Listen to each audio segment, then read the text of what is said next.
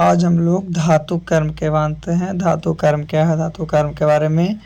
तो कोई भी धातु जो है प्राकृतिक में शुद्ध रूप से नहीं पाई जाती है। कोई भी धातु जो है आपका शुद्ध रूप से प्रकृति में जो है आपका नहीं पाई जाती है। तो प्राकृतिक में उपस्थित धात्विक खनिज को विभिन्न प्रक्रिया द्वारा धातु जो है धातु का निष्कर्षण करना ही धातु कर्म कहलाता है। यानी कि धातु में से उपस्थित जो आपका अयस्क है, यानी कि प्रकृति में उपस्थित धात्विक खनिज से विभिन्न प्रक्रियाओं को हटा देंगे, उसी को हम लोग क्या कहेंगे, धातु का निष्कर्षण। तो सबसे पहले खनिज होता क्या, खनिज के बारे में जानते हैं। तो खनिज प्राकृतिक में उपस्थित वे रासायनिक पदार्थ हैं जो अकार्बनिक प्रक्रिया द्वारा निर्मित होते हैं, निश्चित एवं स्वरूप रासायनिक संरचना वाले होते हैं। वस्तुतः उन्हीं पदार्थों को खनिज कहते हैं जिन्हें खनन के माध्यम से प्राप्त होता है। यानी खनन से प्राप्त करेंगे उसको खनिज कहेंगे। चलिए आगे। तो खनिज जो है प्राकृतिक से प्राप्त खनिजों को दो वर्गों में विभाजित किया गया। प्राकृतिक से प्राप्त खनिजों को दो वर्गों में विभाजित किया गया। पहला धात्विक खनिज, दूसरा अधात्विक खनिज। तो धात्विक खनिज क्या है, धात्विक खनिज में धातु मौजूद है। धात्विक खनिज है उसमें धातु मौजूद होगा, जबकि अधात्विक खनिज में धातुएं अनुपस्थित होती है। अधात्विक खनिज है उसमें जो खनिज है उसमें क्या है, अधात्विक खनिज में धातुएं अनुपस्थित रहती है। चलिए अयस्क की बात करते हैं। तो अवयस्क खनिज जिसमें किसी विशिष्ट धातु की मात्रा, जिसमें कोई विशिष्ट धातु की मात्रा अधिक हो तथा उस खनिज से धातु का निष्कासन सरल आर्थिक रूप से लाभप्रद हो, और उस खनिज से धातु का निष्कासन जो हो सरलतम एवं आर्थिक रूप से लाभप्रद हो, तो उसमें उपस्थित धातु विशेष का अयस्क कहलाता है। इसीलिए सभी अयस्क खनिज होते हैं, परंतु सभी खनिज अयस्क नहीं होते हैं। सभी खनिज, तो खनिज कहने का क्या है कि धातु की मात्रा अधिक होगा और अशुद्धि कम रहेगा। धातु की मात्रा क्या होगा, अधिक होगा और अशुद्धि कम रहेगा। तो सभी अयस्क खनिज होते हैं, किंतु सभी खनिज अयस्क नहीं होते। जितने अयस्क का खनिज होगा, लेकिन जितने खनिज हैं वो अयस्क नहीं होगा। जैसे देखिए अयस्क जो है ना वो आपका खनिज के अंतर्गत नहीं, लेकिन खनिज जो अयस्क के अंतर्गत आते हैं। चलिए आगे चलते हैं। तो आगे है आपका धातु कर्म जो है तीन प्रकार से होता है। एक है अयस्क का संधारण, धातु का निष्कर्षण और धातु का शुद्धिकरण। तो अयस्क का संधारण क्या है, अयस्क के संधारण के बारे में जानते हैं। तो खनन के माध्यम से प्राप्त अयस्कों में अनेक अशुद्धि जैसे मिट्टी, कंकड़, बालू, सिलिकस आदि मौजूद रहते हैं। इसी को हम लोग गैंग कहते हैं। क्या कहते हैं, गैंग कहते हैं। तो अयस्कों के संधारण की प्रक्रिया को अयस्कों का समुद्रीकरण कहा जाता है। अयस्क के संधारण की प्रक्रिया को अयस्क का समुद्रीकरण भी कहा जाता है, और इस प्रक्रिया के अंतर्गत अयस्कों में उपस्थित अशुद्धियों को दूर किया जाता है। अयस्क में उपस्थित अशुद्धि है उसी को क्या करते हैं, दूर करते हैं। वही अयस्क का संधारण कहलाता है। क्या, अयस्क का संधारण कहलाता है। तो अयस्क का संधारण कितनी विधि से होता है, जैसे धातु कर्म में तीन विधि। अयस्क का संधारण है, धातु का निष्कर्षण है और धातु का शुद्धिकरण है। उसी तरह से अयस्क के संधारण के बारे में डिटेल जानते हैं कि अयस्क का संधारण में, तो अयस्क के संधारण निम्नलिखित विधियों से होता है, जिसमें पहला है गुरुत्वीय पृथ्वीकरण। पहला क्या, गुरुत्वीय पृथ्वीकरण। दूसरा है चुंबकीय पृथ्वीकरण। दूसरा क्या है, चुंबकीय पृथ्वीकरण। और तीसरा है फिन प्लवन विधि। ये तीन माध्यम से अयस्कों का संधारण किया जाता है। तो सबसे पहले गुरुत्वीय पृथ्वीकरण के बारे में जानते हैं। तो गुरुत्वीय पृथ्वीकरण क्या है, तो अयस्कों के संधारण की वह विधि, अयस्कों के संधारण के यह विधि धातु अयस्क और गैंग कणों के विशिष्ट गुरुत्व वाले बलों के अंतर पर आधारित होता है। क्या है, अयस्क गैंग के कण विशिष्ट गुरुत्व बल के अंतर पर क्या रहता है, आपका आधारित रहता है। इस प्रकार की विधि को हम लोग क्या कहते हैं, गुरुत्वीय पृथ्वीकरण विधि कहते हैं। क्या कहते हैं, गुरुत्वीय पृथ्वीकरण विधि कहते हैं। चलिए हम लोग एक को जान चुके हैं कि गुरुत्वीय पृथ्वीकरण विधि क्या है, दूसरे को जानते हैं किसको, तो चुंबकीय पृथ्वीकरण विधि के बारे में जानते हैं। तो चुंबकीय पृथ्वीकरण विधि है ना। तो चुंबकीय पृथ्वीकरण विधि कहने का मतलब है कि सामान्यतः धातु अयस्क उसमें उपस्थित गैंग कणों से भारी होते हैं। कणों से क्या होता है, भारी होते हैं। और जब अयस्क चूर्ण को जल की धाराएं प्रवाहित कराई जाती है, जल की धाराएं प्रवाहित कराई जाती है, तो हल्के जो गैंग होते हैं, हल्के जो गैंग है वो जल के साथ बह जाते हैं। हल्के गैंग जल के साथ बह जाते हैं तथा भारी अयस्क जो होते हैं कण नीचे रह जाते हैं। तो इस विधि को गुरुत्वीय पृथ्वीकरण विधि कहते हैं। क्या कहते हैं, गुरुत्वीय पृथक्करण विधि के नाम से जानते हैं, जिसमें कण क्या होते हैं, नीचे रह जाते हैं। चलिए अब हम लोग अगले तीसरे विधि के बारे में जानते हैं कि तीसरा विधि क्या है। तो आगे है आपका चुंबकीय पृथक्करण विधि। तो यदि अयस्क जो कण है आपका कण तथा गैंग कणों में कोई एक चुंबकीय गुण वाला होता है, गैंग कण वाला हो गया, अयस्क कण हो गया, इसमें से कोई एक जो होता है चुंबकीय गुण वाला होता है। तो अयस्कों के सांद्रण के लिए चुंबकीय पृथक्करण विधि का उपयोग किया जाता है। चुंबकीय पृथक्करण विधि का उपयोग किया जाता है, जैसा कि फिगर के माध्यम से बताया गया है। इस विधि में धातु जो है अयस्क का बारीक चूर्ण बनाकर उसे चुंबकीय रोलर से गुजारा जाता है। चुंबकीय क्या रोलर से गुजारा जाता है। और इस प्रक्रिया जब ऐसी प्रक्रिया होती है तो इसमें जो गैर चुंबकीय कण होते हैं रोलर से दूर हो जाते हैं। जितने भी आपका गैर चुंबकीय कण है वो रोलर से दूर हो जाएगा, और जितने भी चुंबकीय कण है वो रोलर के नज़दीक आ जाएगा, और नज़दीक आने के बाद एकत्रित हो जाएगा। तो उसी को हम लोग कहते हैं चुंबकीय पृथक्करण विधि। चलिए आगे चलते हैं। तो आगे है फेन प्लवन विधि। फेन प्लवन विधि क्या है? तो यह विधि जो है अयस्क कणों तथा गैंग कणों के जल तथा तेल में भींगने के गुणों के अंतर पर आधारित है, भींगने के गुण पर आधारित है। और इस विधि के माध्यम से सल्फाइड अयस्क का संधारण किया था। इस विधि के माध्यम से फेन प्लवन विधि जो है उससे सल्फाइड अयस्कों का क्वेश्चन पूछता है कि सल्फाइड अयस्कों का संधारण किससे? तो फेन उत्प्लवन विधि से आपका किया जाता है। तो एक पात्र में अयस्क चूर्ण क्या है, तिल का तेल, फेन अस्थायी कारक तथा जल मिलाकर वायु प्रवाहित की जाती है।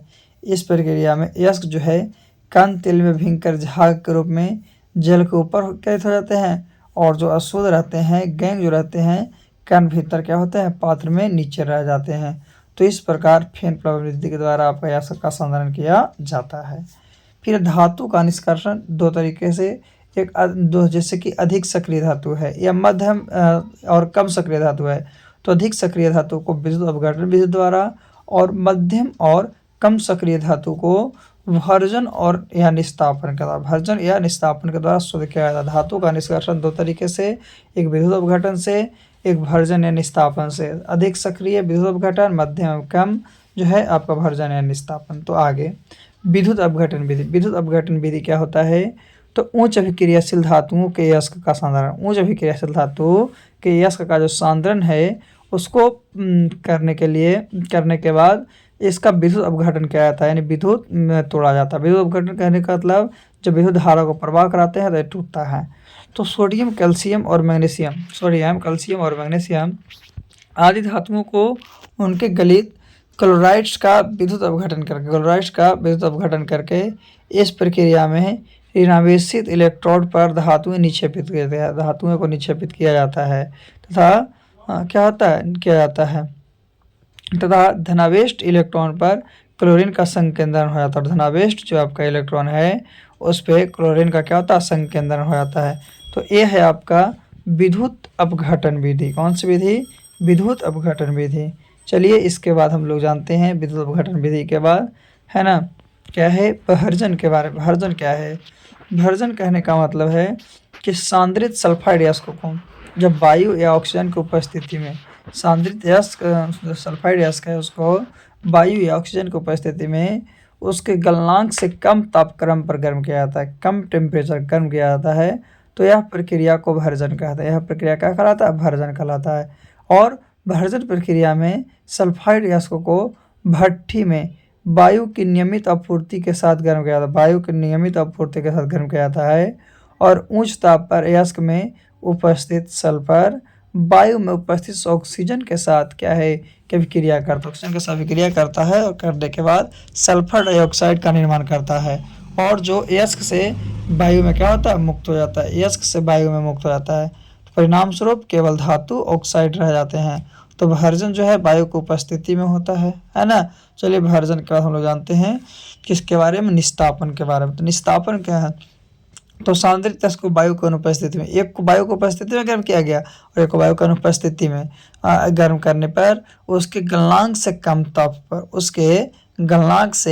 कम ताप पर गर्म किया जाता है तो इस प्रक्रिया को निस्तापन है। निस्तापन में वायु आपका एब्सेंट रहता है, यानी कि ना रहता है, अनुपस्थित रहता है, और भर्जन में वायु आपका उपस्थित रहता है।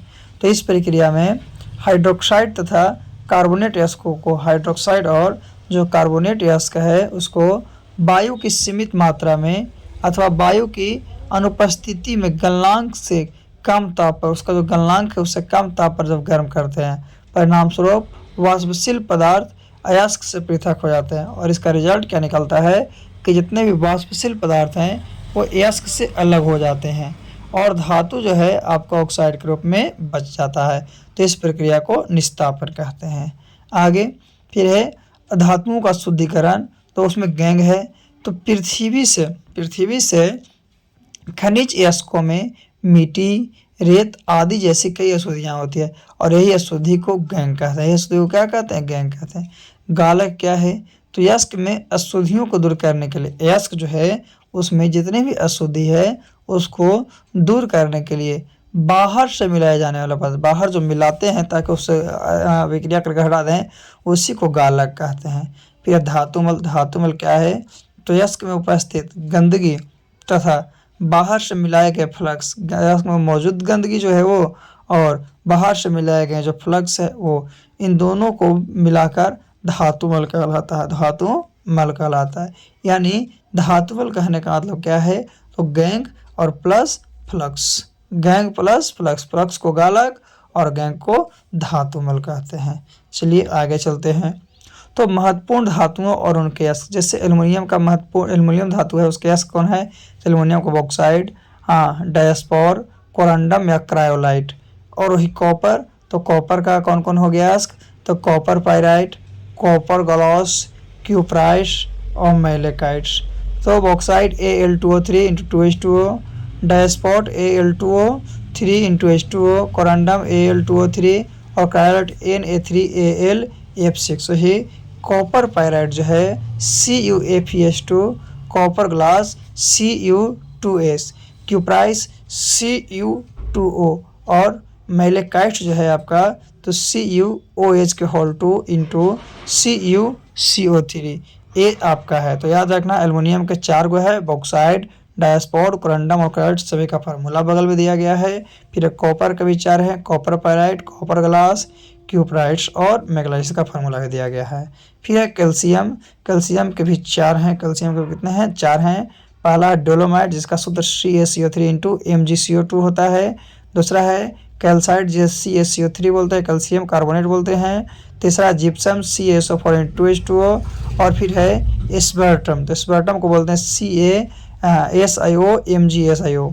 उसका सोडियम के भी आपका यस्क कौन कौन है? तो साधारण नमक NaCl, फिर है चिल्ली साल्ट पीटर NaNO3 होता है। फिर है बोरेक्स, बोरेक्स के Na2B4O7 × 10H2O। फिर सोडियम कार्बोनेट तो Na2CO3 × 10H2O, Na2CO3 × 10H2O, ये सोडियम का क्या है आपका? तो मैग्नीशियम के कैल्शियम और हम लोग सोडियम के यस्क के बारे में जान चुके हैं। चलिए थोड़ी सी और हम लोग इस वीडियो के माध्यम से जानते हैं।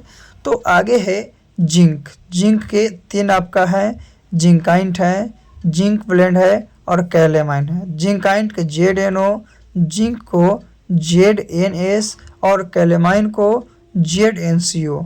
लेड जो है प्लम्बम, उसके 2 हैं, गैलेना और सिरोसाइस्ट। गैलेना को PbS और सिरोसाइस्ट को PbCO2 है ना। मरकरी, मरकरी Hg जो है ना, मरकरी का क्या है आपका यस्क? सीनेवार है, जिसका फॉर्मूला HgS होता है। क्या होता है? HgS होता है। टीन की बात करते हैं तो टीन का भी एक है जिसको बोलते हैं कैसेराइट्स। कैसेराइट्स का जो सूत्र है वो आपका SnO2 है, SnO2 है। तो ये सब जो क्वेश्चन है अक्सर पूछा जाता है, ऐसा नहीं कि नहीं, ये सब क्वेश्चन आपको अक्सर पूछा जाता है। तो अभी टीन के बाद हम लोग आगे जानते हैं। तो आगे है लोहा।